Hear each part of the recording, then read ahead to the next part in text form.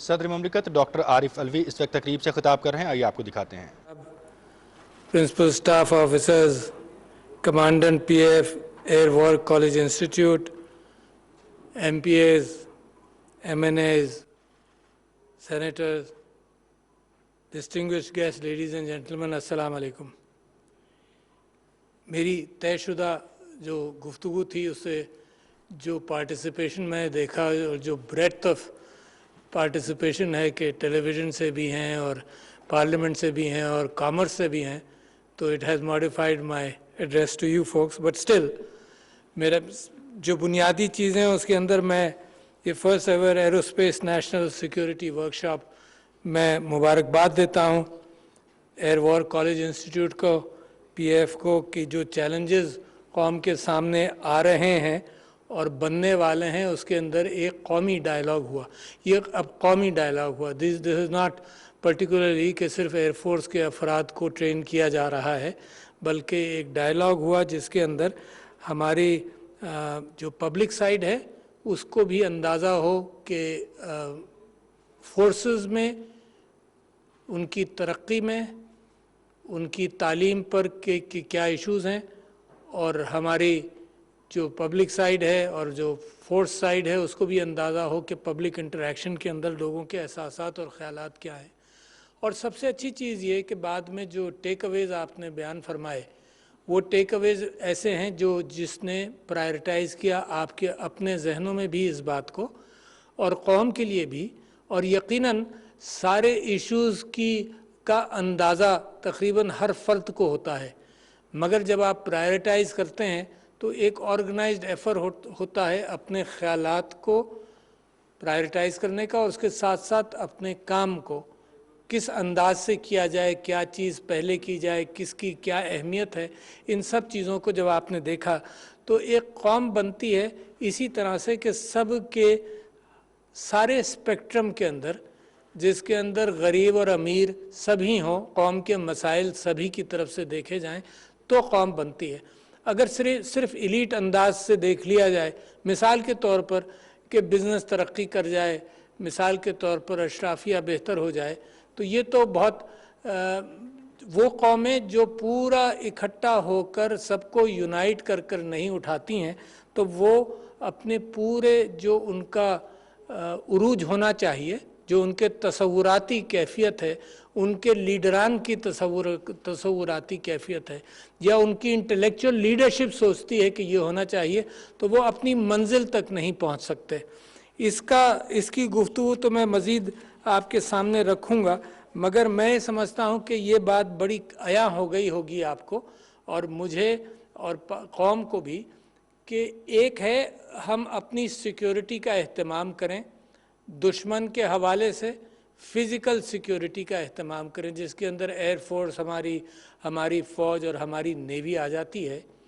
اور آج کل ایک نئی چیز ہے جو ہائیبریڈ وار اور سائبر وارفیئر کے اعتبار سے وہ الگ ایک پورے بڑے بڑے محکمے بننے شروع ہو گئے ہیں، جو یہ ٹریڈیشنل طاقت کے استعمال سے ہٹ کر انٹلیکچول وارفیئر کے بھی ذمہ دار ہیں، اور آپ کے سسٹمز کو ایئر فورس کے ذریعے نہیں اور بموں کے ذریعے نہیں بلکہ وائرس بامز کے ذریعے آپ کو افیکٹ کرنے کے قابل ہیں.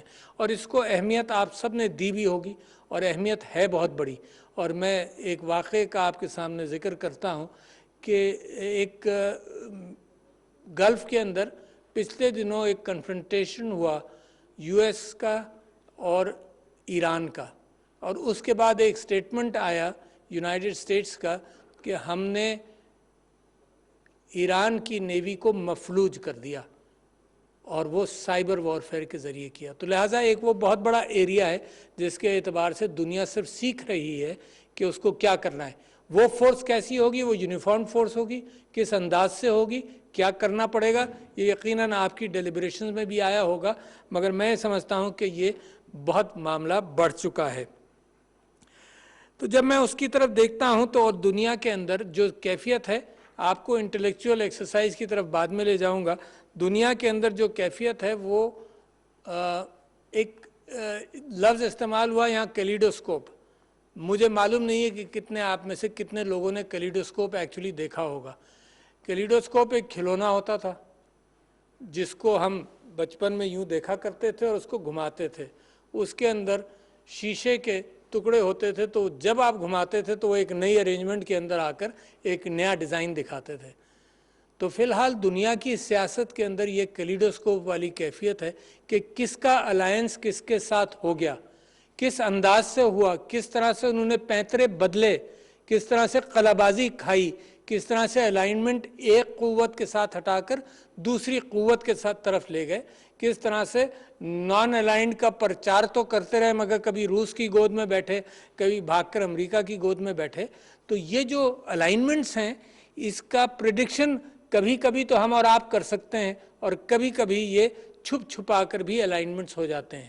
تو یہ ہے کیلیڈوسکوپ جو دنیا کا مسلسل بدل رہا ہے، کہاں 2 پاور بیلنس تھا، کہیں سنگولر پاور آ گئی، کس انداز سے تخت مشق بنایا ہے صرف ان ممالک کو جو کمزور ہیں اور ان ممالک کو جو مسلمان ہیں۔ یہ بھی ایک سوچنے کے قابل بات ہے کہ جس کو میں اور آپ سوچ کر کسی تصوراتی کیفیت میں پہنچیں کہ اس کا حل کیا ہے۔ کیا اس کا حل صرف یہ ہے کہ ہم اپنی فورسز کے اعتبار سے مضبوط ہو جائیں، یا ماضی میں ہم جا کر دیکھیں کہ کیا کچھ ہم کر سکتے ہیں؟ اچھا، اس کو جوڑنا میں چاہتا ہوں۔ یہ ایک ہے فزیکل مقابلہ جس کے اندر ہم دنیا کی طاقتوں کا اور خاص طور پر دشمنوں کی طاقتوں کا مقابلہ کرنا چاہتے ہیں، اور پاکستان نے بڑی قیمت ادا کی ہے۔ میں تھک گیا ہوں، تھک بھی جاتا ہوں، مگر بار بار یاد دلانا چاہتا ہوں کہ دہشت گردی کے خلاف بھی آپ نے کامیابی حاصل کی، بڑی قربانیاں دے کر حاصل کی۔ تو پاکستان نے بڑی قربانیاں دے کر بہت کچھ حاصل کیا ہے، مگر کیا یہ منزل ہے ہماری؟ تو یقیناً منزل نہیں ہے۔ منزل تو کہاں سے شروع ہوتی ہے؟ اور واپس آ جائیے کہ آپ کی ایک انٹلیکچول پرواز ہے، ایک فزیکل پرواز ہے جس کی آپ اہتمام کر رہے ہیں، کوشش کر رہے ہیں، ایک معیشت کا ہے کہ جب آپ سیکیورٹی کی بات کرتے ہیں تو معاشی اعتبار سے بھی سیکیور ہونا، یہ آپ لوگوں نے ڈیلیبریٹ کر لیا، میں اس کے آگے آپ کو کچھ نہیں بتا سکتا۔ معاشی اعتبار سے you have to get strong. اگر آپ نے فزیکل فورسز پر ڈیپینڈ کرنا ہے تو یقیناً آپ کے پاس اتنا پیسہ ہونا چاہیے کہ آپ ان کو مضبوط بھی کر سکیں۔ مگر ایک چیز ایسی ہے جس کا پیسے سے کوئی تعلق نہیں، اور وہ ہے ول، اور وہ ہے آپ کے اندر کی طاقت، اور وہ ہے جب فرق نظر آ جاتا ہے۔ بالاکوٹ میں تعریف بھی کرنا چاہوں گا، بالاکوٹ میں فرق نظر آ جاتا ہے کہ آپ کے پاس ہتھیار کے اعتبار سے اور تعداد کے اعتبار سے آپ محدود، مگر جب آپ مقابلہ کرنے نکلے تو آپ نے دشمن کو وہ مزہ چکھایا کہ ہمارا سر فخر سے بلند ہوا۔ ٹھیک ہے؟ تو ایک وہ ہے جس کی آپ تیاری کرتے ہیں، اور ایک یہ ول ہے جس کو، اچھا مجھے اشعار یاد نہیں رہتے، مگر میں آج آپ کے پاس آ رہا تھا تو میں سوچ رہا تھا کہ فزیکل فورس اور ایئر فورس کے اعتبار سے میں علامہ اقبال کے اشعار لکھ لوں۔ انسپائر مجھے بے انتہا کرتے ہیں، مجھے یاد نہیں رہتے۔ تو میں یہ سمجھتا ہوں کہ ایک تو وہ فزیکل کیفیت ہے جس کو اقبال نے خوب اچھے انداز سے کہا کہ جھپٹنا، پلٹنا، پلٹ کر جھپٹنا، لہو گرم رکھنے کا ہے ایک بہانہ۔ یہ تو آپ کے پاس فزیکل کیفیت بھی آ گئی، مگر اس کو انٹلیکچول پلین میں بھی آپ لے جائیں تو میں یہ سمجھتا ہوں کہ یہ سوچ جو اقبال نے اٹھائی تو اس کی کڑی کہاں سے شروع ہوتی ہے؟ کڑی شروع ہوتی ہے قرآن سے، آئیڈیلزم کے طور پر، ڈائریکشن کے طور پر، سچائی کے اعتبار سے، انصاف کے اعتبار سے۔ اگر سٹیٹ بنتی ہے تو کیوں بنتی ہے نا؟ اس لیے بنتی ہے کہ فرد قرآن سے، اللہ کے احکامات سے سیکھتا ہے، اور سٹیٹ اس کا اہتمام کرتی ہے کہ آپس میں ڈسپیوٹس ہوں، مسائل ہوں تو اس کو انصاف کے ساتھ حل کیا جائے۔ تو یہ تو ویژن قرآن سے شروع ہوا۔ پھر آپ قرآن کے بعد جب آپ آئیں آگے تو پھر قوموں نے مختلف ادوار کے اندر بڑی کوششیں کی اور اپنے ڈائریکشنز کو صحیح کیا۔ ان ڈائریکشنز کے حوالے سے میں آپ کو مثال دیتا ہوں سر سید احمد خان، اور سائملٹینیسلی کنٹمپریری اعتبار سے جاپان کی کنٹمپریز۔ کیوں کنٹمپریز کہہ رہا ہوں؟ کہ جاپان کے اندر 1850s کے قریب میجی ریولوشن آیا، اور وہ کیوں آیا؟ وہ اس وجہ سے آیا کہ جاپان نے اپنے آپ کو 100 سال بالکل بند کر لیا، بند کر لیا. انہوں نے کہا کہ جی یہ باہر سے جو لوگ آتے ہیں تعلیم لے کر آتے ہیں, تعلیم کے بہانے سے کنورٹ کرتے ہیں, کرسچنز بناتے ہیں. تو 100-150 سال انہوں نے اپنے آپ کو بالکل بند کر لیا. مگر پھر ایک ریولوشن آیا جس کو میجی ریولوشن کہتے ہیں. اس کے اندر جاپنیز باہر نکلے, دنیا کے اندر پھیلے. انہوں نے دنیا کا طرز اور طور اور طریقے اپنائے. ٹوپیاں پہنی, پتلون قمیض پہنی, گیلس والی پتلون پہن کر فرانس گئے, امریکہ گئے اور انگلینڈ گئے اور جرمنی گئے, اور چاروں جگہوں سے سیکھ کر آئے. تو 10-12 سال قوم نے صبر کیا کہ دنیا نے ترقی کس انداز سے کی. اس زمانے میں پرنٹڈ کتابیں کم ہوتی تھیں, زمانے میں ظاہر ہے وائرلیس ٹیلی ویژن ریڈیو تو ہوتا ہی نہیں تھا. تو that was the only way to learn. پھر وہ واپس آئے, اور واپس آ کر انہوں نے اپنا آئین, اپنی سیکیورٹی, اپنے تعلقات, اپنا سول لا, سب دنیا میں جہاں ترقی کر چکے تھے وہ لا کر سیکھ کر بتایا. سائملٹینیسلی ہندوستان اور پاکستان کے ایریا کے اندر کیا ہو رہا تھا کہ سر سید احمد خان نے 1857 کے اندر جو مسلمانوں نے اور سارے ہندوستان کے رہنے والوں نے جو انگریز کے خلاف کھڑے ہوئے جنگ آزادی کے لیے, تو 1858 میں سر سید نے پیمفلٹ لکھا. میجی ریولوشن اسی دور کی بات ہے تقریباً. پیمفلٹ لکھا اور مسلمانوں سے کہا کہ کچھ مت کرو, صرف پڑھو اور علم تلاش کرو. مقابلہ بھی اگر ہے تو مقابلہ ایک تو دشمن کا ہوگا, اور ایک مقابلہ یہ ہوگا کہ اپنی قوم کو تو اٹھاؤ, اور بغیر علم کے وہ ہو نہیں سکتی. اور انہوں نے کہا کہ سیاست سے دور ہو جاؤ. تو 1858 سے لے کر تقریباً 1887 اور 1888 تک انہوں نے کہا سیاست سے دور رہو. پھر ان کو خیال ہوا کہ نہیں, مسلمانوں کے ساتھ جو ایکسپلائٹیشن ہو رہا ہے, تو دین ہی اسپوک. انہوں نے تقریر کی, علی گڑھ میں کی, میرٹھ میں کی, اور انہوں نے کہا کہ نہیں, اب ہمیں اپنی ڈیفنس کا بندوبست کرنا ہے. میں اس وجہ سے آپ کو ادھر لے جانا چاہتا ہوں, وہاں سے لانا چاہتا ہوں کہ ایٹ دا سیم ٹائم پھر قائد اعظم محمد علی نے دیکھو مسلمان اور پاکستان کا مسلمان, I want to install this in your minds کہ پاکستان کا مسلمان کوآپریٹو انداز سے ہندوستان میں رہنا چاہتا تھا. یہ تو لڑائی اور دشمناگی ہم پر آج تک امپوز کی گئی ہے. ہمارا اندر جو ٹریڈیشن تھا وہ یہ تھا کہ ساتھ رہو. اور اس کے اندر میں کئی جگہ پر اب کوٹ کر چکا ہوں کہ سر سید احمد نہیں سلطان محمد شاہ آغا خان فرسٹ نے اپنی کتاب میں لکھا کہ جب ہم نے مسلم لیگ بنائی 1906 کے اندر, آل انڈیا مسلم لیگ, اور یہ اس کی داغ بیل پڑی ڈھاکہ میں, کراچی میں دوسرا سیشن ہوا, تیسرا امرتسر میں ہوا, اور ان سیشنز کے اندر the biggest opponent who did not join All India Muslim League, biggest opponent was the smart barrister, prosperous barrister from Bombay. وہ کہتے تھے کہ ہندو اور مسلمان ساتھ رہ سکتے ہیں ایک ہی ملک کے اندر. تو میں آپ کے سامنے کہنا چاہتا ہوں کہ قائد اعظم جنہوں نے پاکستان بنایا, ان کی اوریجنل سوچ وہی پرامن سوچ تھی کہ وی کین لیو ٹوگیدر. تو پاکستان اور مسلمان پاکستان کا اس کی بیسک نیت ہے ٹو لیو ان کوآپریشن. مگر جب ہمارے اوپر امپوز کی جاتی ہے جنگ اور مقابلہ, تو آپ نے دیکھا پھر ہم ریئیکٹ بھی کرتے ہیں اسی اعتبار سے. ہم تیار رہیں گے ہر اس کام کے لیے. اور 1928 کے قریب علامہ اقبال کے ریکنسٹرکشن آف ریلیجیس تھاٹ کے لیکچرز, اور اس کے بعد یہ سوچ ڈیولپ ہونی شروع ہوئی, اور قائد اعظم بھی اسی زمانے میں اپنی سوچ بدلی کہ ہندوستان سے پاکستان کے مسلمانوں کو بالکل ایک الگ قوم بنانا پڑے گا. تو یہ آپ کا ڈائریکشن ہے. You have talked about peace, this country has been establish on the basis of democracy. Voting ہوئی کہ کن خطوں کے اندر مسلمانوں کی حکومت بنے گی, اور پرامن مسلمان تھا جس کے اوپر پارٹیشن کے دوران ظلم امپوز کیا گیا, وہ بھی ہم نے برداشت کیا. اور اس وقت دنیا کے اندر مسلمان پر ظلم امپوز ہوا ہے, وہ بھی ہم برداشت کرنا چاہیں نہ کرنا چاہیں, وہ بھی ہمیں برداشت کرنا پڑ رہا ہے.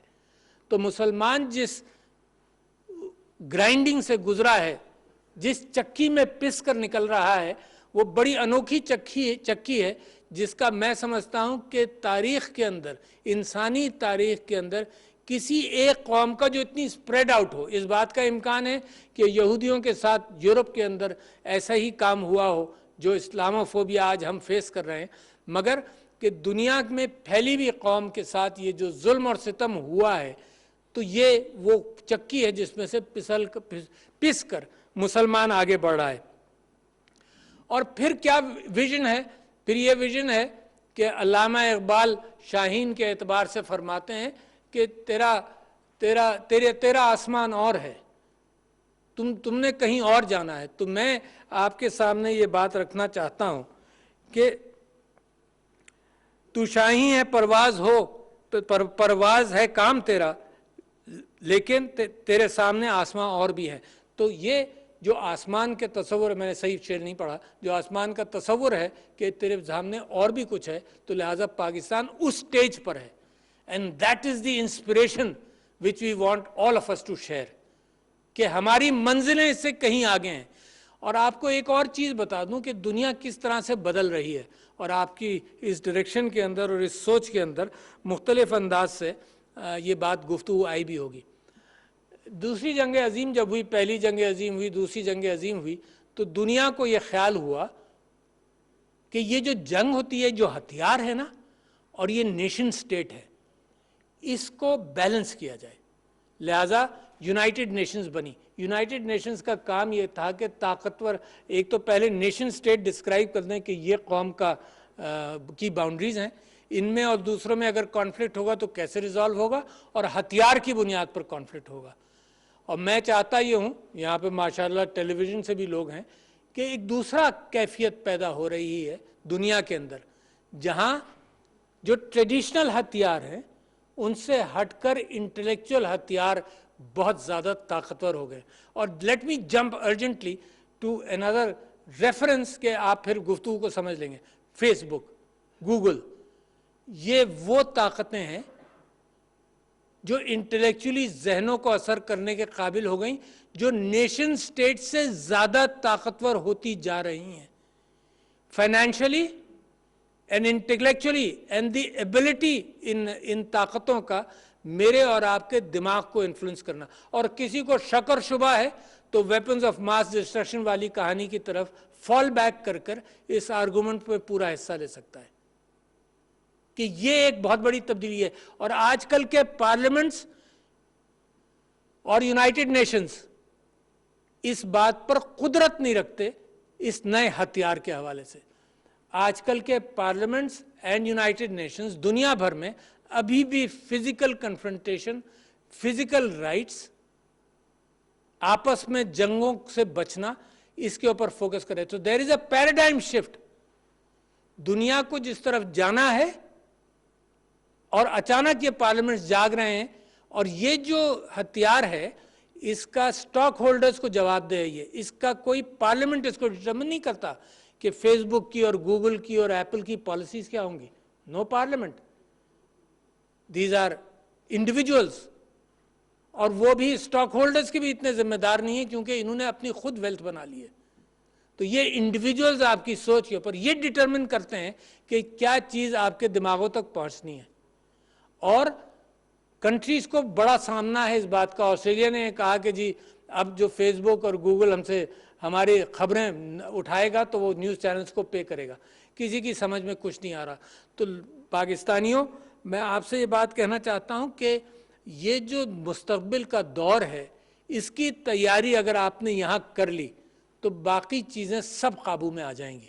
تو it is beyond the physical warfare, but at the same time we must ensure کہ ہماری طاقتیں جو ہے, ہمارا جو ٹریڈیشنل ڈیفنس ہے وہ اپنی جگہ پر رہے, ہمارا انٹلیکچوئل ڈیفنس اپنی جگہ پر رہے, مگر پرواز کرنے کے لیے جو تخیلات کی ضرورت ہے وہ علامہ اقبال سے حاصل کریں, ریاست مدینہ سے حاصل کریں, مگر ہمیں ڈائریکشن اس طرف لے جانا ہے.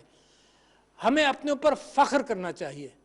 فخر کئی باتوں کا, اس بات کا کہ سیکریفائسز ہم نے کتنی دی ہیں, اس بات کا کہ ہم نے یونیک انداز سے دہشت گردی کی جنگ جیتی جس میں کوئی دنیا کے کسی ملک نے اتنی قربانیاں اور اتنی کامیابیاں حاصل نہیں کی جتنی پاکستان نے کی. یہ آپ کا لرننگ ایکسپیرینس ہے. اس کے ساتھ ساتھ آپ نے اندر اپنے آپ پولرائزیشن جو تھا اس کو آپ نے نیوٹرلائز کیا 30-35 سال کے اندر جا کر. Something which was started in the 70s and 80s, اس کو آپ اپنے قابو پا لیا. اور آپ دیکھ رہے ہیں, اس وجہ سے میں کہنا چاہتا ہوں کہ میرا اور آپ کا دماغ کھلنا چاہیے کہ we are right at the top of things.